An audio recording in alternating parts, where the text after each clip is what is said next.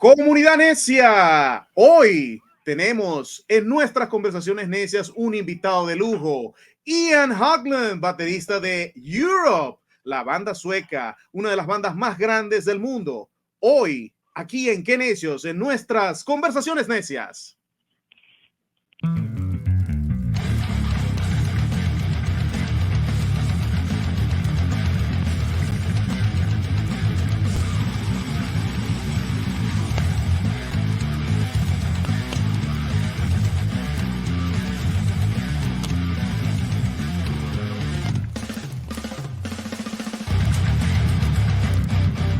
All right, Ian, welcome to Qué Necios. Thank you for being here.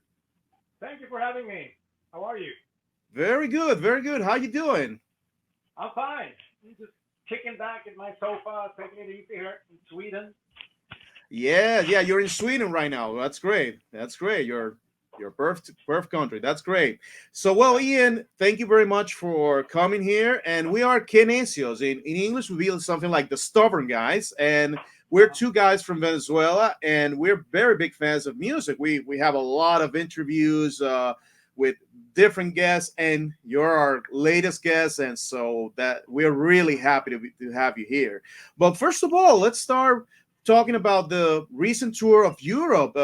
You played Japan. So how was that tour? Tell me a little bit about it.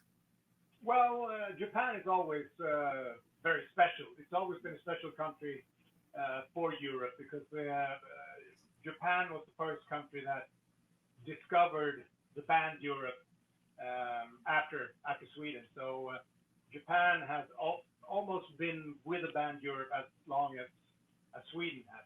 So we always had a very special relationship to Japan and our fans there. And they're, I mean, the whole Japanese culture is just so totally different from what we're used to here in Sweden, for instance. I mean, it's all so well organized and people are so polite and it's when you're walking through Tokyo and there are like hundreds of thousands of people in the street, still it's never you never feel stressed out or anything. People are moving slowly and well organized, and there's no dirt on the streets or anything. It's very special in that way. And I mean, the audience as well. When you play in front of the Japanese audience, they're again you can tell that they are very polite because while you're playing the songs, they rock out and they go for it, and screaming and dancing. And as soon as you stop playing, they all just become dead quiet, like I guess they just want to hear everything that you're saying, on stage and everything. So it is a very special audience. And we did 4 shows. We played in Osaka one night, and then we played 2 shows in Tokyo. And the fourth show we played was in Taiwan, in Taipei. So it was like a mini Asian tour that we did. Wow, that's a great thing, And yeah, I heard that the Japanese audience is always like very respectful. That they are kind of like they clap at the end of any show, whether it's a street metal thing or it's just a pop band. But of course, they always enjoy as well, and you guys must have enjoyed that audience, of Yeah, course. absolutely. We've been Uh, there many times since. I mean, the first tour we did in Japan was in 1986, uh, just around the time when the Final Countdown was released. And so after that, we've been to Japan probably, I don't know, it's closer to 10 times or something. So it's very a special country for us. Absolutely, absolutely. But let's talk now about the audience that we're targeting for, which is the Latin American audience, of course. And Right. your most recent visit to Latin America was around 2022, I guess. You went to Argentina and Chile. So, what do you think about the Latin American audience? Well, I think the Latin Americans are just it's a fantastic audience because they remind me or you guys remind me of like the southern European audience, like the Italians and the Spanish audience. It's really passionate and very like energetic and participating and a fun audience to play to because you get a lot of response and a lot of energy bouncing back from the audience. So I mean, South America has always been. We've been a couple of times there, not as many times as in Japan, but every time we play in somewhere in South America, it's really great fun. You just when you go there that it's going to be great fun, and it's always been that way. So Yeah, most bands. I can't wait to come Exactly. back. Yeah, yeah. I hope you come back, of course. Yeah. Did you feel like the Beatles when you went there? I mean, did you get the chance to go out of a hotel and stuff like that? Well, I remember when we were there the first time we were we played at the Vinga del Mare festival Yeah, in that's Italy. right.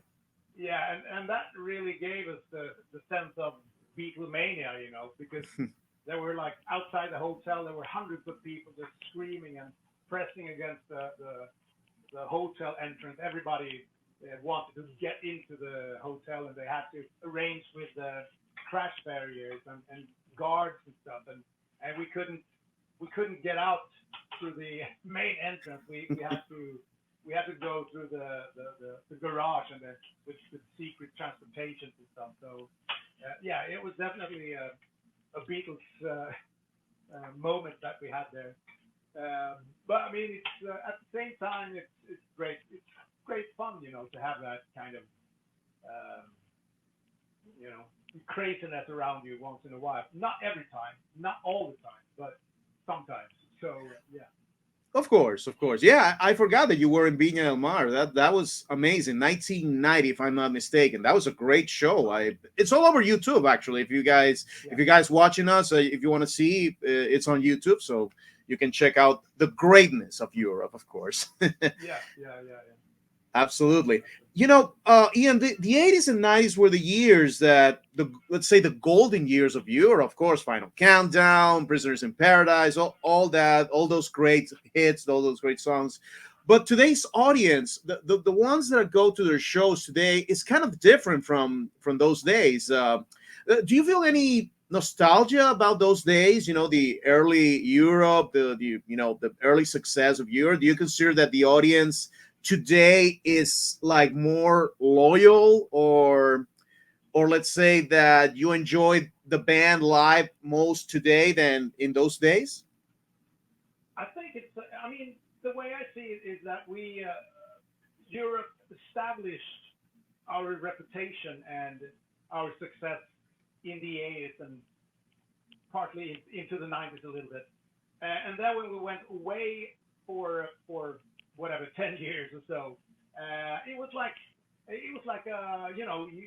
you put a good bottle of wine to just rest and to lay there and to get right and to get really good.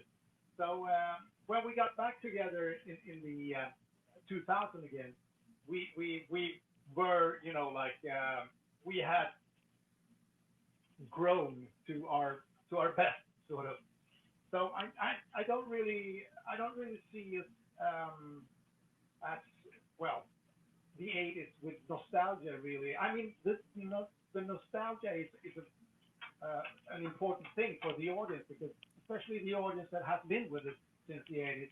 For them, it's a lot of nostalgia and you get to talk to fans from that era and they tell you stories about their growing up with the Final Countdown and what the song has meant to them and there are so many interesting memories connected to these people and the Final Countdown.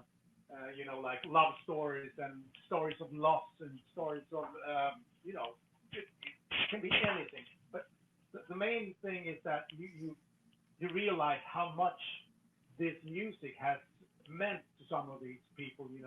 It's become bricks in their wall of life, sort of. So it's in that sense, it's nostalgic. but then again, I think the new audience or the audience that comes to see it today, I mean, it's both people from way back from the 80s and like younger people as well. We it seems like Europe has a way of um, breaking new grounds and bringing the young audience into the band as well. And I think that depends very much on YouTube because a lot of young kids discover Europe through YouTube and Facebook and everything. So it's in a way, even though these songs are like 40 years old, it's the Final Countdown and the stuff from the 80s, it still feels valid and new and fresh because the kids that come to see it, for them, they are as relevant as the song that was released this year or the year before.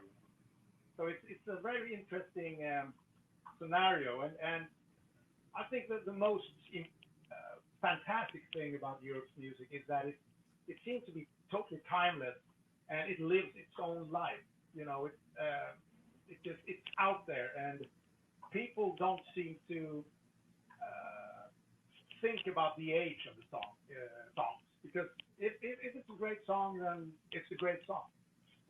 So I think Absolutely. we're very thankful for the fact that Europe has become a band that are we're just out there like the Rolling Stones or Deep Purple or something like that. Yeah, absolutely, absolutely. And of course, talking about today, you have a new song, which I think is a very great song. Hold Your Head Up, and you keep putting out material. So, well, of course, tell me a little bit about this new song, Hold Your Head Up, and if you have a release date for a new album, or you're working on a new album, or it's just going to be a single, or tell me about it. Yeah, sure. Well, we the last time we released an album that was in 19 in 2017, I think. Hmm. Walk the Yes, Earth. So it's a long yes, time. It's been a very long time, but it doesn't really feel that long. Strangely, I don't know. Partly because of the pandemic and all that stuff, of course. but it is a long time, and it's been we just felt the last year that we have to release something new. We can't just go out and say the greatest hits set again because it's. I mean, we need to refresh ourselves and show the audience that we're still alive and kicking and that we have a creative force within the band. So we decided to record this song before we went out on this time capsule 40th anniversary tour that we just did last autumn. And it was, I mean, Joey had that song idea for a while, and um, he put it together, and we just rehearsed it for 2 days, and then we went into to a studio in Stockholm together with uh, Klaus. What's his second name? Klaus. I don't know. I can't remember his name, but the producer. And we just recorded the song in 1 day, and then did the stuff and put it out on streaming services so people could hear it. So we had a new song once we went out on tour, and it's been a great song to play live. I think it has that live energy, up tempo, and it has strong melody and good catchy chorus and everything. And so I think it's a good. It represents Europe in a good way, I think. And also we have a lot of song ideas that we need to put together and record, but it's going to be. I don't think we're going to have time to get into the studio until late autumn, I would say, because we will be doing a lot of festivals and stuff, and possibly East European tour um, after the summer festivals as well. So we're going to be a bit busy with gigging this summer and part of the autumn. So I guess it will be fair to say that the album the new album will be out hopefully, early next year. Okay, so we're talking about 2025 probably. Yeah, yeah, that's right. Yes, and of course, Ian. What about? Of course, you just said that you're going to play festivals in Europe, but what about tour? Because we also have audience from not only Latin America, but also the United States and Canada. And I think you guys haven't played United States and Canada for a while. Do you have any plans to go back to United States, Canada, North America? Well, absolutely. I mean, we're just waiting for the right offer to do that. We had a quite an extensive tour plan for Europe just before the pandemic struck. So I mean, had it been for the pandemic, we've been there for for the longest American tour that we ever have done. But thanks to the pandemic, we had to cancel the whole thing, as everybody had to do. So right now we're just waiting for the right offer and for the right moment to do it, because it's we love touring in the States. It's a very smooth touring because the venues are set up for a great rock and roll show, and everything runs very smoothly there. So, and it's great fun to be there. Great country to travel around and see a lot of different sceneries and stuff like that. So it's, yeah, hopefully Yeah, we'll well, get there too. yeah. Hopefully, you get there. Of course. Yeah, Um, Yeah, absolutely. Ian, being from Sweden, you guys are from Sweden, of course, and it's one of the countries that has, this stream music, stream metal music. Let's say that there's a kind of bands that are from that genre, especially death metal. hmm What do you think about this stream music? Death metal. As a drummer, what do you think about the blast beats?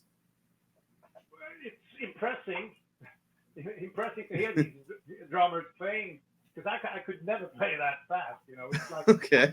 it's like if you take a blast beat drummer and just half the tempo, maybe I could reach to that level. So it's impressive in that sense, the speed of it. But personally, I've never really been. I think to me it's more important with groove, and not to be necessarily the fastest, but to try and you know lean back and groove to the music and give the music what it needs to be fulfilled, sort of. That's all I can. I mean, as a, I mean, it's the right thing for that genre, the blast beat playing for the death metal and but it's not really my cup of tea. It's I think that's the most the best thing I can say about it. I don't know much about that kind of music and those bands, so I'm not able to make a good judgment, really. All right. But I actually consider you a very fast drummer because obviously one of the parts I love about the Europe show is the drum solo that you do the William Tell overture. That's All for right. me, it's amazing because and every Great. time I see a Europe show, whether it's a DVD or Blu-ray or on online, I always get to see your part, and it's not like because your drum solo is fun, because it's not a moment that because some bands tend to do a drum solo and people go like, oh, let's go to the bathroom or let's get a beer or something. But your drum solo is not boring at all. It's very fun, and I'm very looking forward to see that. And of course, Rock the Night because it's my favorite song. But your Right. drum solo is amazing.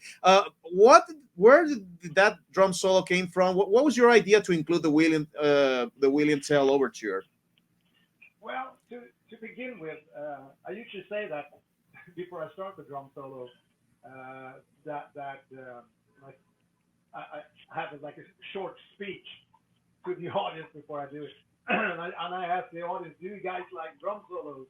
And they say, "Yeah," they scream, and I go like, Well, that's too bad because I hate drum solos. And well, it's not that bad. But the thing is, again, I think it's as you said as well. You know, a drum solo can be really boring. You know, to watch people go. I mean, the drummers going nuts playing 1 million hits at the second, and people in general they just don't really understand what the fuck is going on. It's just like a being hit by a steam train or something. You know. So I thought keep it more simple. Let people feel that they can participate in the drum solo and you know let it groove a little bit more. So and actually the idea to involve drumming include that to a classic piece of music. I took that idea from Cozy Powell because Cozy Powell he did the same in the 70s. Yeah. He played to the Tchaikovsky's 1812 overture or something like that, and that was actually the first hard rock show that I went to ever in my life. I was 12 years old, and I saw a Rainbow, Richard Blackmore's Wow. Rainbow in Stockholm with Cozy Powell and Ronnie James Dio and Jimmy Bain and Tony Carey. Uh, and he played that drum solo, and I was fucking knocked flat on the floor, and with the smoke and flashes and stuff, and it was a show within the show. So I took the idea from there, and then the reason why I picked the Willem Tell overture was because Hmm. I had just recently watched the Clockwork Orange movie, Oh, okay. The Stanley Kubrick movie, and Yeah. there is a part of the movie where this guy goes down to a shopping mall and he picks up two chicks and he brings those chicks up to his room and they start doing it and Yeah. everything is sped up twice as fast, so it looks like an old, like an old black and white movie, and in the background they, running around the room doing whatever to the music of Will and Tell. Yeah, yeah, So yeah. That that's movie where I got the idea. Stream. Yeah, That movie is really it's great. It's a great movie, but it's really well tough. yeah, It's not it for is. kids, by the way. That's true. That's true. But Yeah, that's anyway the story about how I got the idea of first involving drums with classical music, and then where I took the idea of Willem Tell. yeah, absolutely. Well, Ian, now that you mentioned Rainbow, of course, Richie Blackmore and all these people, of course, you got to work with somebody related that was in Deep Purple. And I'm talking about one of the greatest vocalists for me and bass players in history, which is who is Glenn Hughes. And you Oh yeah. got to work with him in the 90s. Can you tell us a little bit about that experience working with the legend, Glenn Hughes? Oh yeah. Yeah. Sure. It was a sort of a mixed mixed emotions kind of experience. This was around the time when he had just become clean. He came out of rehab and everything, and he had just sort of started sorting his life out after this. So he was clean and sober, but he was still a little bit, I don't know, something with his head. And um, he had recorded an album in Sweden with Swedish musicians, and Mick Haley was playing keyboards and John Lennon was playing bass. But there was another drummer at the time recording the album, and for some reason they wanted to get rid of that drummer, and obviously John Lennon and Mick Haley said that give Ian a call because he's great and he loves your music and everything. So I basically got the gig from that. And the first thing we did was to record. We did we recorded new versions of Burn and You Keep on Moving as two bonus tracks for this album that he had recorded with another drummer. So that was the first thing I did with him, and then we basically had a rehearsal for a couple of days, and then we went to Japan and did a Japanese tour. I think it was based. 4 or 5 shows around in Japan.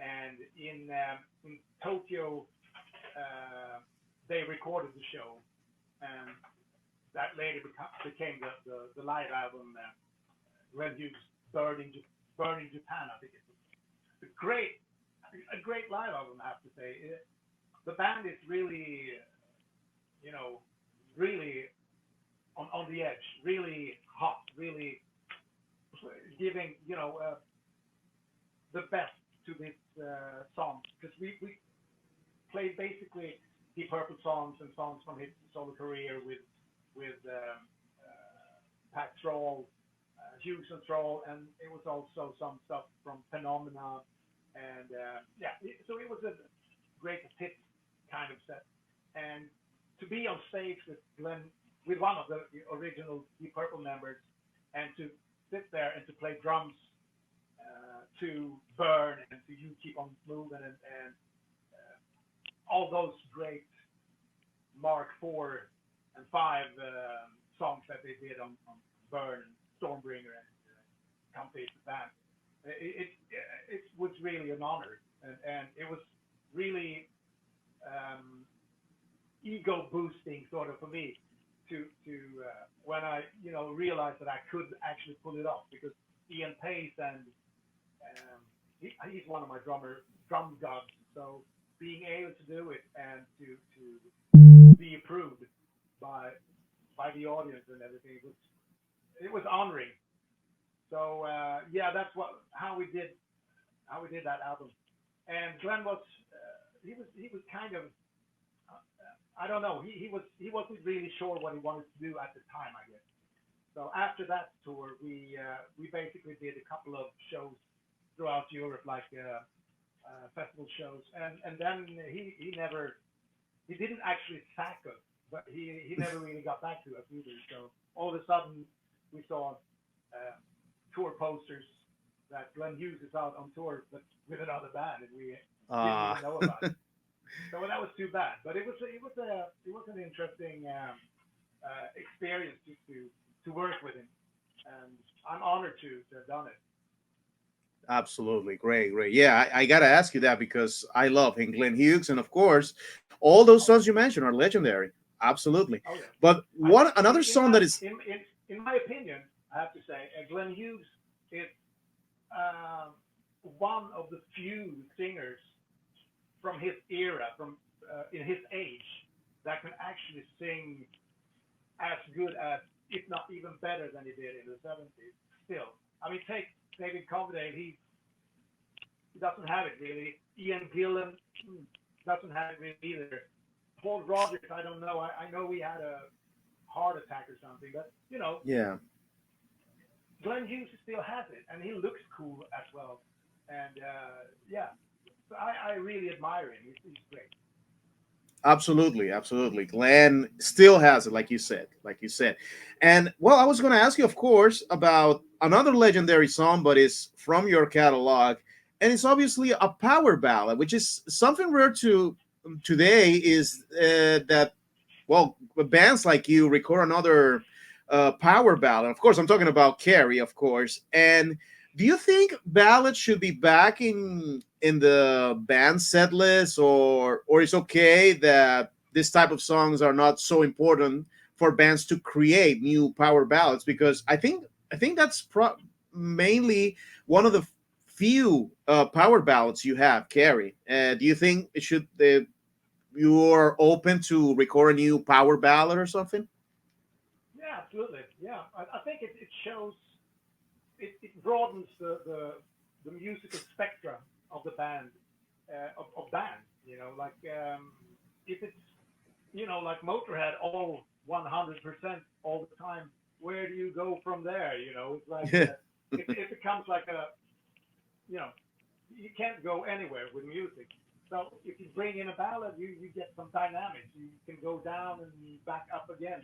And also, and especially with people from South America and Southern Europe, they love the passion and the passionate feeling that the you know the passion in in power Yeah.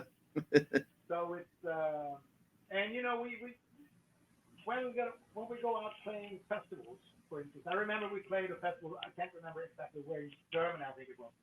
And backstage, all these different bands were, walking around, and all of a sudden, a guy comes up to me like a death metal musician, like white and crosses painted, and he looked like like a slaughter. And Okay. my first thought was he's gonna murder me because he looked scary to me. But he Yeah. came up to me. He came up to me and said, "Hey, are you the drummer from Europe?" I said, "Yeah, yeah, maybe. If you're gonna kill me, I'm not." But, but and he said, "Well, are you gonna play Carrie tonight?" And I was like, "I don't know, maybe, maybe."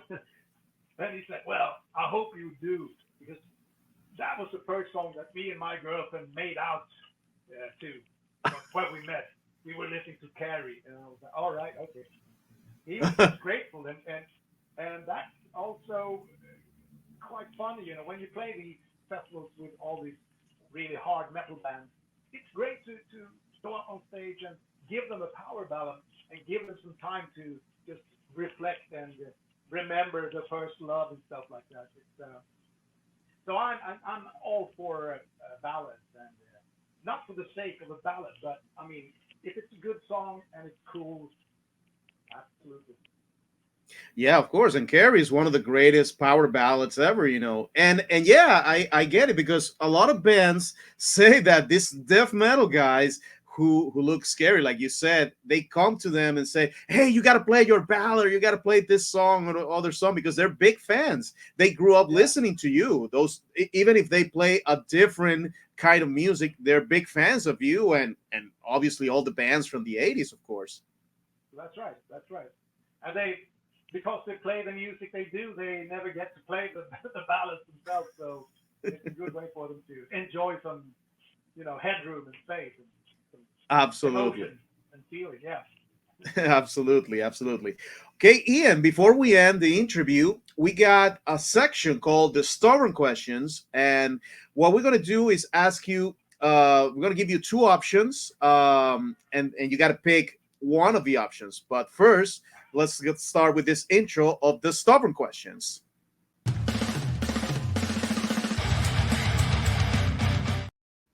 All right, Ian. So let's see if you can play this game with us, which is the stubborn questions. So, like I told you, we're going to give you two options, and then you're going to pick one. If you want to elaborate why you pick this option, you can. If you don't want to elaborate, that's all right. So, let's give you the first option. I know these are really hard because, well, it's not easy. But let's start with the first one. Okay.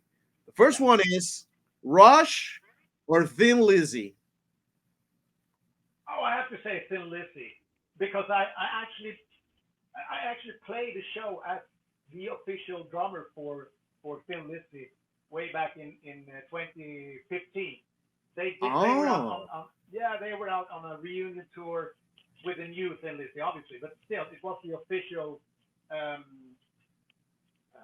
band Thin Lizzy. And for some reason, the drummer Scott that they had on the rest of the tours, Scott what Travis was from not Judas it? Priest. It wasn't Darren Wharton.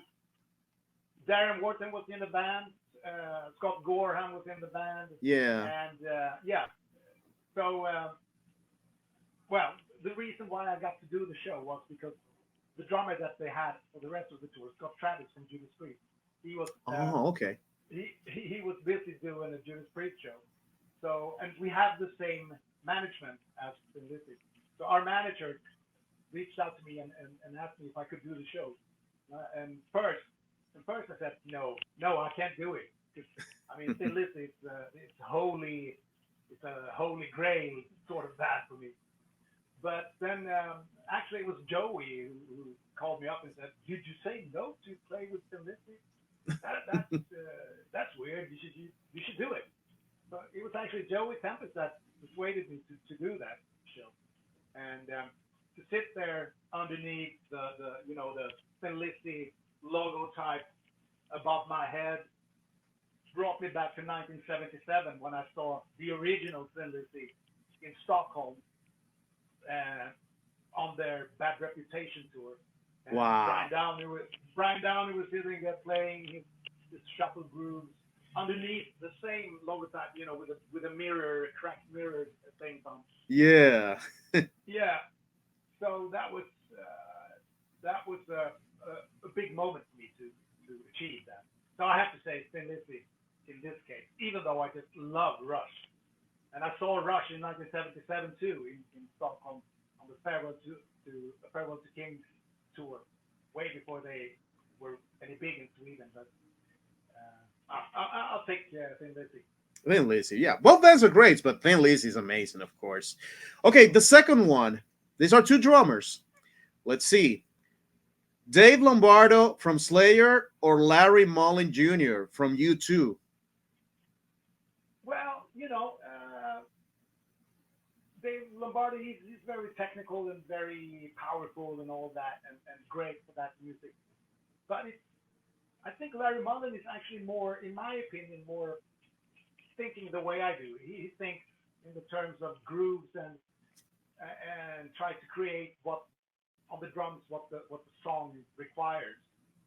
So even though I love Lombardo's playing, and I heard his solo album that was released not too long ago, and it was really interesting with a lot of different percussions and stuff, and grooves and time signatures and stuff. Really impressing. I'm gonna go with Larry Mullen, and you know what? I have a story about that too. In 1987, Okay. when they had released the Joshua Tree, they were on tour in America, and we were on tour in America as well. And we stayed at the same hotel in Los Angeles. Um, and anyway, I was sitting in the lobby. We were about to go to the venue to do a sound check, and I was sitting there in the lobby just reading a paper or something, waiting for the other guys to come there. And all of a sudden, a guy comes up to me, and he looks like a schoolboy, maybe teenager, and I thought, and he comes up to me and he says, "Excuse me, are you the drummer from the band Europe?" And I said, "Yeah, yeah." And I thought he wanted an autograph or something, like that. And he said, "Well, I really, I just wanted to say I really love your album, The Final Countdown. It's great." And I said, "Yeah, okay, thanks." And I just, ignored him, uh, a little bit on the rude side, but still, I didn't feel like talking to him. So, and then after a couple of minutes, I look up the corridor and I see Bono coming from U2. The singer Bono comes walking there with a guy, and then he goes up to this guy that came up to me and starts talking. They're obviously friends. And then I get to know that the guy that came up to me, that was Larry Mullen, the drummer Oh from my God. U2. So I must have, I felt really like a schmuck, like a bad man, just almost ignoring him when he came up to me. But it's an interesting story. Well, yeah. So let's say, in a good way, you blew off Larry Mullen Yeah, Jr. from U2. Well, yeah, that's right. well, Yeah, well. That happens. That happens. yeah, It's yeah, normal. Okay. So, well, that's a nice story. Very great story. yeah. Thanks for sharing that. The third question has to do with festivals. The Vakin Right. or the Monsters of Rock from the 90s? Oh well, we played Wacken twice, I think, if I'm not Yeah. wrong. And I love that festival. It's a great festival and has so many different styles and genres. And I mean, when that festival happens, it's almost like a country grows up of the mud, and it's like 250, 300,000 people attending the festival. So it becomes like a city or something with all these different like a new community that exists for during the time of the festival, and it's so well organized. And the guy that runs the festival, I talked to him, and I think it's him and his wife that started the festival way back, and it's been growing slowly from the first year. And from what I understand, the first year the festival was what now is the backstage area where the artists are having the dressing rooms and stuff. That was how small the festival was from the beginning, and then it just grew and grew and grew, and now it's basically like a city when it happened, and it's very well organized. And this guy, the guy that invented Wacken and his wife, they're the nicest and most down to earth people that you can meet. You if you meet them, you're gonna think they're just two people that come to the festival to listen to music. So I love that mentality, and I love the feeling of that festival. Unfortunately, in the 90s, I never went to any of those festivals, even though many of the great bands played there. So I have to go with Wacken on that one. Great, great. Yeah, Wacken, of course, and it's such a big festival that it sells out even before knowing what bands are going to be there. You Yeah, know, yeah, that amazing. that's how big it is. Yes, absolutely. Okay, Ian, let's go to the fourth question, and the next question has to do with instruments: Okay, congas or timbals or kettle drums, as they call it in all English. right, all right. That's a tough one, actually. I've been trying to play congas, and I realized that it's not an easy instrument to play because there's so many, different ways to hit it and to create sounds. So, I mean, the guys that know how to play it, I'm really impressed by that. But again, it's the same with timbales. You can play them in so many different ways.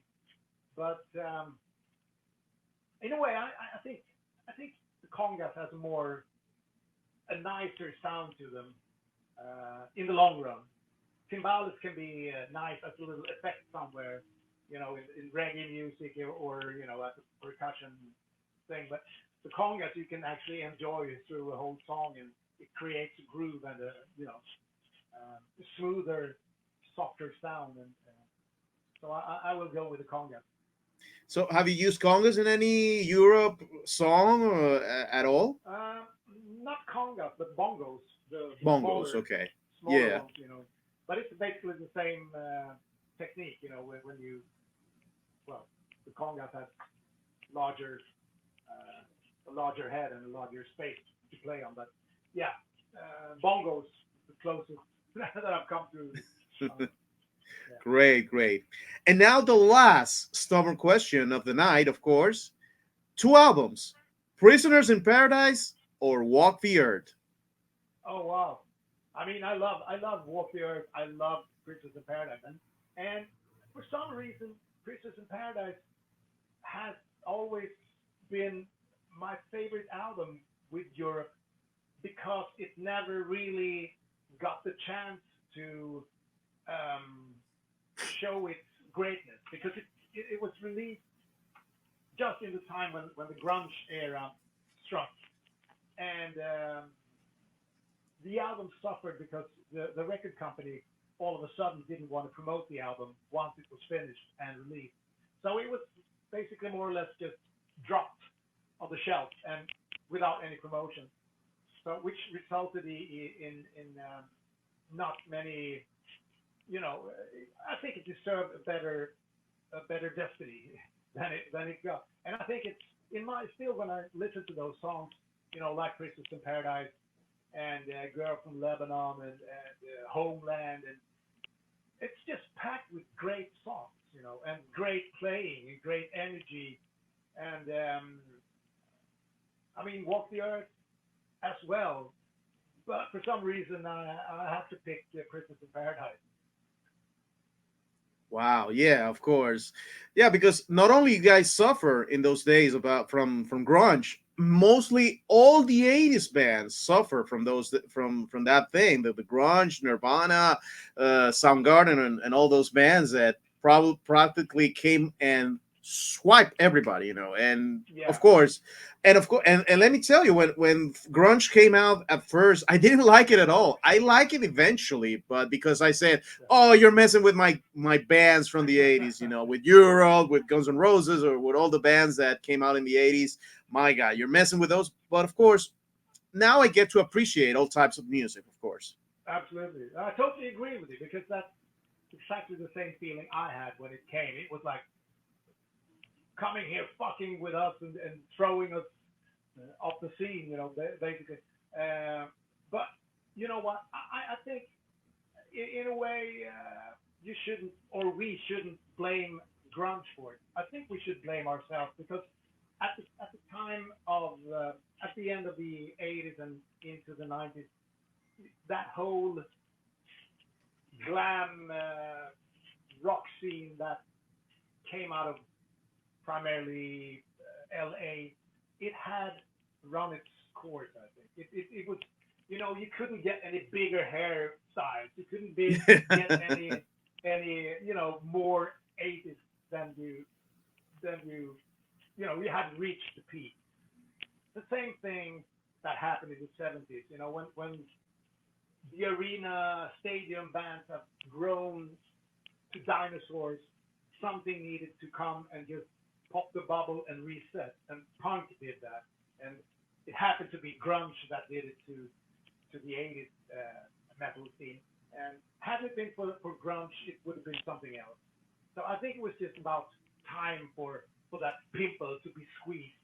The 80s rock music, and but I really at the time I didn't like the grunge music, but today I love some of it, and I think Chris Cornell, for instance, God bless him and rest in peace and all that. I think he is probably one of the best singers from that era, and he's in my ears he's very much uh, as good and as great as Robert Plant, for instance, from Led Zeppelin. And yeah, so it's today I can appreciate grunge much more. Definitely. Absolutely, absolutely. Ian, thank you so much for being with us tonight, and we really appreciate you being here. And of course, before we say goodbye, tell us very quickly, Europe's upcoming plans, touring. You're going to tour. You're going to do some festivals right now. Yeah, that's right. We're gonna have a couple of days of rehearsing in the beginning of March, and then we have the first show of the summer tour is going to be at the end of or mid-April, I think. We go to Switzerland to play there, and then it's going to be building up during the springtime, and through the summer it's going to be very busy with festival festival shows, and then later on in the autumn, sometime September, maybe October, we're planning on going to the eastern side of Europe to play some of these time capsule 40th anniversary shows that we did, and then after that, hopefully into the studio and carve a new masterpiece of Europe music. That's the plan. Great, great. That's great. Well, Ian, thank you so much. Thank you for being with us tonight. And well, say hello to all the other four guys in the band, and of course Michelle, your manager. Thank you so much to her, and we appreciate it. So thank you so much. This has been a great conversation. I really enjoy it. So thank you so much, and I hope you enjoy it too. Thank you very much. Oh yeah, I really enjoyed it. And hello, and to all the South Americans there. I'm sorry to keep you waiting, but we're working on. We'll be there with you as soon as possible. So take care, and thank you for having me. Thank you, and we're waiting for you. We're waiting for you guys to go. So thank you so much. And this has been Ian Holland from Europe. So thank you so much. Thank you, everybody. Thank you. Bye bye.